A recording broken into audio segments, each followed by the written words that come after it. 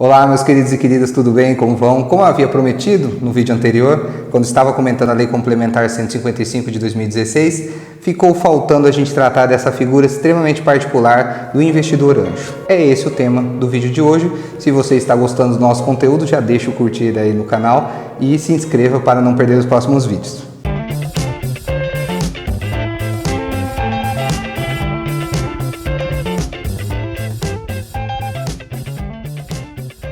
Desculpa.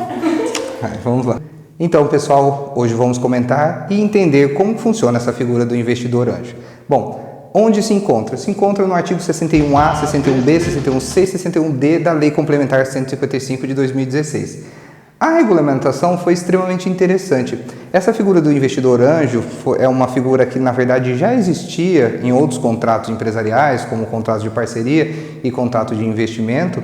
No entanto, foi regulamentada nessa legislação complementar com a intenção de fomentar aportes de capital nas microempresas e empresas de pequeno porte. Veja só, esse sujeito, o investidor anjo, que pode ser pessoa física ou pessoa jurídica, será uma pessoa que investirá recursos em determinada sociedade empresária enquadrada no Simples Nacional sem se tornar sócia. Esse é o principal diferenciador das outras formas de investimento ou de coligação com as sociedades empresárias. Veja só que interessante a regulamentação da lei. No artigo 61A está escrito o objetivo ou a intenção desse investidor anjo, dessa figura, que talvez na prática a gente não encontre só esses elementos descritos na lei, mas vejam só. Para incentivar as atividades de inovação e os investimentos produtivos, a sociedade enquadrada como microempresa e empresa de pequeno porte, nos termos desta lei complementar, admitirá o aporte de capital que não integrará o capital social da empresa. Veja só, este detalhe já demonstraria que o investidor anjo ele não vai se tornar sócio. E vejam os parágrafos desse 61A.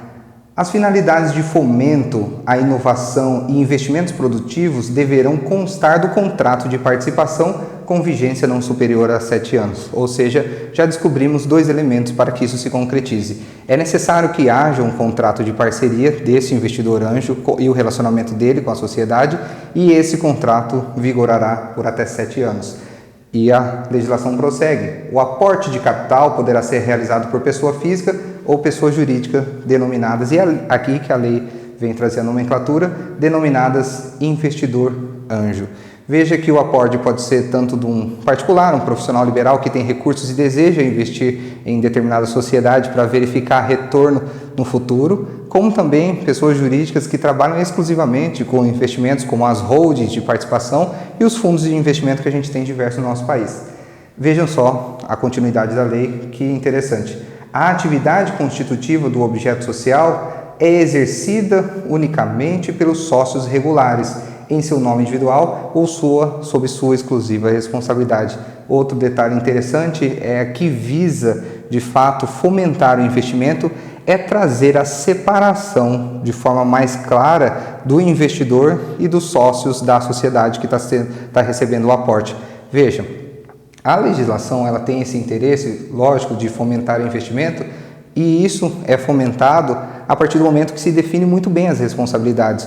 O investidor anjo ele tem que ter a segurança necessária de que ele não será responsabilizado pelas dívidas ou que ocorrer no exercício do objeto social. E a legislação ela começa a delinear esse tipo de responsabilidade a partir do momento que o investidor anjo ele não poderá atuar exercendo o objeto social.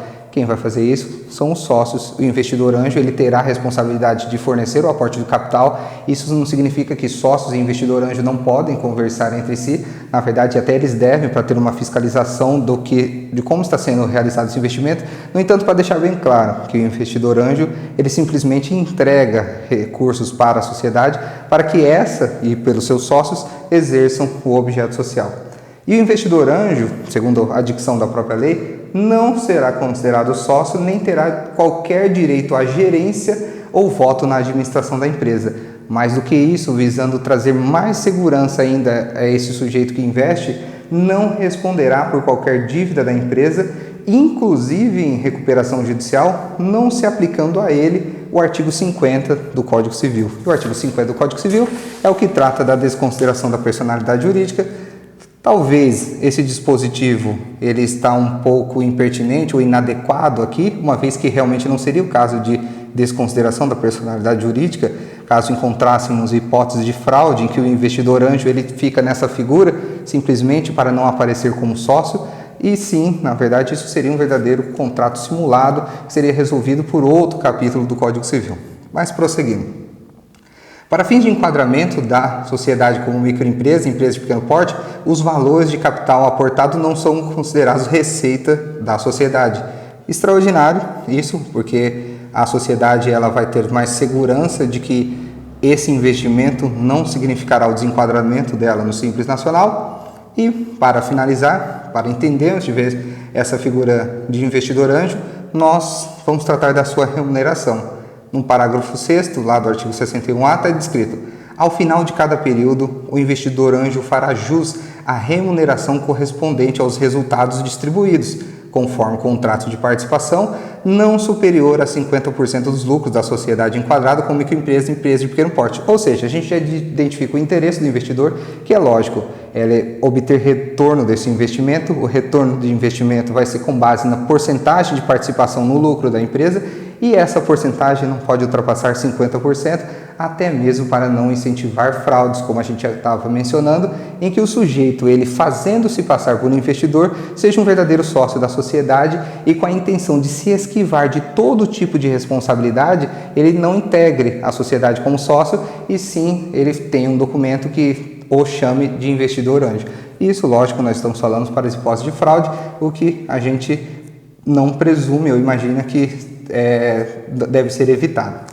Tudo bem, gente? Essa então é a figura interessantíssima do investidor anjo. Segundo projeções do Ministério da Fazenda, há possibilidades de investimento só com base nessa figura de 61 bilhões de reais no nosso país nos próximos anos. E lembrando que passa a vigorar somente dia 1 de janeiro de 2017 essa disposição, que poderá também ser regulamentada pelo Ministério da Fazenda. Espero que vocês tenham gostado desse Drops, desse pequeno vídeo. Curtam a nossa página e se inscrevam no canal para não perder mais conteúdo. Tudo bem? Um grande abraço.